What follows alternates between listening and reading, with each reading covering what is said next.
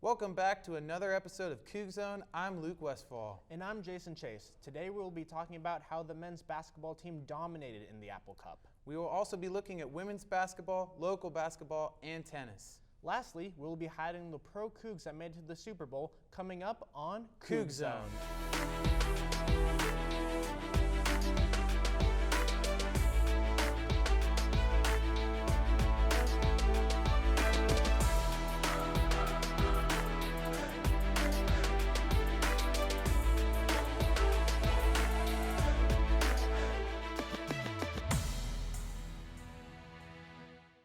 Washington State's men's basketball team hosted the first game of the Boeing Apple Cup Series versus the Washington Huskies on Saturday and secured a satisfying 56-51 victory. The Cougars were led by Mohamed Gay's 17 points and 15 rebounds, and TJ Bamba's 20 points and 7 rebounds. Former Coug Noah Williams returned to the Palouse for the first time since transferring to UW and was met with loud boos every time he touched the ball. However, he still managed to lead all Huskies in points with 12. WSU started the game off with an 8-0 run that included this open jumper by DJ Rodman. Later in the first half, the Cougs offense stayed aggressive, attacking both the paint and the perimeter after this slicing layup by Bamba and this corner three by Justin Powell to close the half with a 31-22 lead. Coming back after halftime, the Cougars remained hot from the perimeter with former Pac-12 three-point percentage leader Jabe Mullins hitting multiple threes for the first time since he made 3 threes in the Cougars' top 5 win over Arizona. WSU would go on to secure the victory between these two teams in their first meeting of the year behind the tough defense and consistent free throw shooting. The Cougars' record improves to 11-15, while the Huskies fall to 13-13. The Cougs will meet the Huskies again on March 2nd for their last regular season game in Seattle. The WSU men's team will stay in Pullman this weekend to take on both Oregon schools. First, Oregon State at 8 p.m. Thursday on ESPNU, and then the University of Oregon at 4 p.m. Sunday on FS1. On Friday, the Cougars lost to number 25 Colorado by 3 points after failing to score in their final 2 possessions. Charlize Ledger-Walker recorded a double-double but missed 12 shots from the field. Ledger-Walker joined Johanna Tedder in shooting 3 threes while Astera Tuhina shot 2 threes. The Cougars outshot the Buffs from the beyond the arc but failed to shoot as well in general and were no match for Colorado's Jalen Sherrod, who scored 15 of her 27 points in the fourth quarter to erase an 11-point deficit and beat the Cougs 71-68. On Sunday, the WSU women's basketball team headed over to Utah to face the number 7 Utes. The women's team shot 35.6% from the field, while the Utes shot 42.9%, but the Utes won 73-59. The Cougs' Bella Murakatete put on a double-double performance with 18 points while pulling down a game-high 14 rebounds. She also shot an even 50% from the floor, connecting on 6 of her 12 shots. Murakatete earned her 6th double-double of the season in her 100th career start at WSU. This is her 11th career double-double, which ties her with Johnny Gray for the 9th most in program history. Other Cougs to mention are Charlize Ledger-Walker and Astera Tuhina, who scored double digits against the number 7 Utah Utes. Ledger-Walker extended her double-digit scoring streak to 3 games and finished the night with 17 points. Tuhina put up 10 points off the bench. WSU is now 16-9 overall and 6-8 in Pac-12 conference play. At 7 p.m. Friday, the Cougs return to Beasley Coliseum to host the Oregon Ducks. Over the past 4 years, 8 Cougs have made it to the pros. For more on the WSU to National Women's Soccer League pipeline, we send it to WSN correspondent Alex Huddleston. The WSU soccer team is one of the most dominant athletic programs on the Palouse. With 5 straight positive record seasons and registering 67 regular season victories, the Cougs have proven their dominance on the pitch. A major driving force in the team's success is head coach Todd Schulenberger, who this season took the record for the winningest coach in program history. The mindset, it's a hunger, it's a desire, it's what we do and pride ourselves in our training and also in our recruiting. Since 2019, the WSU soccer team has had 8 players drafted into the NWSL. Most recent was 5th-year senior Micaiah Manis to the KC Current. With the 11th pick in the 3rd round of the 2023 NWSL draft, Kansas City Current select Micaiah Manis from Washington State. I was just in pure shock. You go into it knowing like you've done all that you can do to get your name called, but like actually getting your name called is like a feeling like no other. Players like Maness are one of many pieces to WSU's monopolizing game plan. Junior forward Margie Destrizio is coming off a career-high 11 goals and 6 assists. Many speculate that she is one of the next Cougs to go pro. If I just go out there and do what I need to do, I will succeed because I know in my heart that I'm good enough to be able to get there, and I just have to keep working. My coach, Todd, just really engraves it in my head that you're going to be the next one, and I'm like, okay. My mom does all the time too, so I think that's just mainly it. The Cougs will continue to populate the teams of the NWSL as long as this winning mentality is present on the grass of the lower soccer field. Reporting in Pullman, I'm Alexander Huddleston. Baseball starts back up again this week with opening day on Friday against Villanova at 11 a.m. in Peoria, Arizona.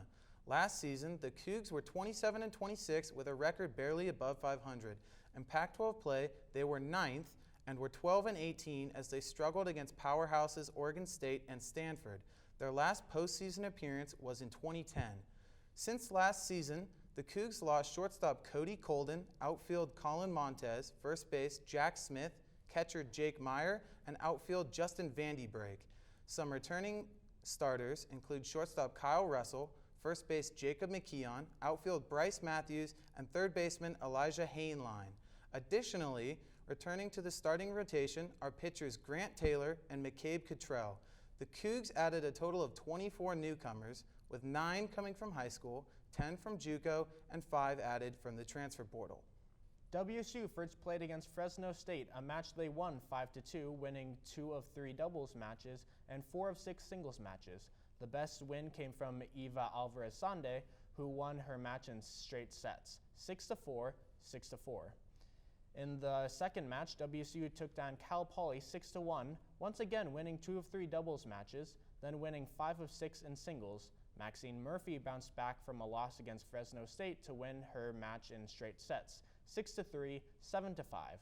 Following these matches, WSU is only 4 matches away from starting conference play in the Pac-12, and every match is more important than the last to get into the mid-season groove. The Cougs aren't the only basketball teams in town, as over at Pullman High School, the girls and boys teams qualified for districts. For more on Pullman High hoops, we'll send it to WSN correspondent Sam Taylor at Pullman High School. Thanks, Luke. The Pullman girls team lost a heartbreaker on Tuesday night by 1 point to Shadle Park, but the Pullman boys team blew out the Rogers Pirates on their way to this district championship game, in which they beat the visiting West Valley Eagles 64-53. Jaden Brown had a slow first half, but came alive in the second half, scoring a total of 24 points, and Champ Pewaukee scored 14, as the Pullman Greyhounds are the District 2A Greater Spokane League champions. They'll play a crossover game against East Valley from Yakima Saturday right here at Pullman High School, and it's just an exciting time to be a Greyhounds fan, as the Greyhounds boys team is undefeated, a big 22-0. Come see Pullman High. It's going to be a great time. Here at Pullman High with WSN, I'm Sam Taylor. This past Sunday capped off the NFL season with a 38-35 Super Bowl victory for the Kansas City Chiefs over the Philadelphia Eagles. This game saw 3 former Cougars dressed down, including backup quarterback Gardner Minshew and tackle Andre Dillard for the Eagles, who both did not see any snaps during the game. However, rookie cornerback Jalen Watson for the Chiefs snagged many meaningful snaps, while securing himself 3 tackles, some well-defended passes, and a championship ring for himself in the big game. Watson is the first Coug to win a Super Bowl since defensive lineman Destiny Veo and receiver Don Williams won with the Eagles in 2018. And now we'll go to Evan Charney for this week's Coug Outlook. I'm Evan Charney here with your Coug Outlook. This week for your Washington State sports coverage, we have a packed week of sports for you to follow, including baseball, both men's and women's basketball, tennis, men's golf, and track and field. It's opening day for the baseball team this week as they head to Peoria, Arizona to face both Villanova and UC Riverside. They will open the season against Villanova on Friday, February 17th at 11 a.m. They play a doubleheader on Saturday, the 18th, with games against UC Riverside at 11 and Villanova at 4. They'll finish their games in Arizona on Sunday, the 19th, against UC Riverside at 11. The Cougs finished last season with an overall record of 27-26 as they look to tighten things up this year. With March Madness less than a month away, our men's basketball team looks to make a final push for a shot at the tournament as they play Oregon State and Oregon on Thursday, February 16th at 8 p.m. and Sunday, February 19th at 4 p.m., respectively. After an electric win against UW, they look to carry their momentum for their final few games, so be sure to head over to Beasley to show your support. Every win counts. The women's basketball team looks to finish their season strong, currently holding a 16-9 record. Their chances of getting into the March Madness tournament are looking solid. They also play Oregon and Oregon State this week, hosting Oregon Friday, February 17th at 7 p.m., and Oregon State on Sunday, February 19th at noon. Head to Beasley this weekend to catch any of the basketball games and support your fellow Cougs. Women's tennis plays against Nebraska on Friday, February 17th at 1 p.m. They play Minnesota on Saturday, the 18th at 9 a.m. The Cougs play both matches in Lincoln, Nebraska. They currently stand with a 4-3 record, looking to improve on the road. The men's golf team will head to Hawaii for the John Burns Intercollegiate Tournament hosted by the University of Hawaii. They compete on Thursday, the 16th through Saturday, the 18th. Last but not least, the track and field team is back in action on Friday, February 17th for the Arkansas Qualifier. The event will be held in Fayetteville, Arkansas at the Tyson Indoor Track Center and will last all day. Best of luck to all our Coug athletes this week. That's all for your Coug Outlook. I'm Evan Charney, sending it back to the desk. Thanks, Evan. All right, so let's talk some March Madness basketball. We're talking about postseason implications. The women's team 16-9, the men's team 11-15. And at this point, it looks like the men's team needs to win their conference tournament to make it. Yes. Every team that wins their conference tournament makes it. The women, a little bit better of a chance if they can start to rack up some wins, but obviously back-to-back losses. Yeah, the women's team has had a very strong season this year. It feels like they've kind of been doing everything right, and their record is reflecting of it. But what about the men's? Do you think the men's will make it? The men's, I feel like they have had a tendency to play up to their competition, as we've seen when they've played Arizona, Arizona State, USC, the first game against UCLA, and other out-of-conference games like Baylor. So I think that if they get some fortunate seeding and can carry the momentum into the championship, then they could win the conference. They've played competitive ball, which is all you need. All you need to do is ride a little hot streak into the postseason, and then you're set. Thanks for tuning in to this week's episode. For more content, follow us on Wazoo Sports Network on Instagram and Wazoo Sportsnet on Twitter. As well as our TikTok account at Wazoo Sports Network and our merch store, which can be found in our bio. Check out Cable 8 on YouTube for more videos. We will see you next week on CougZone.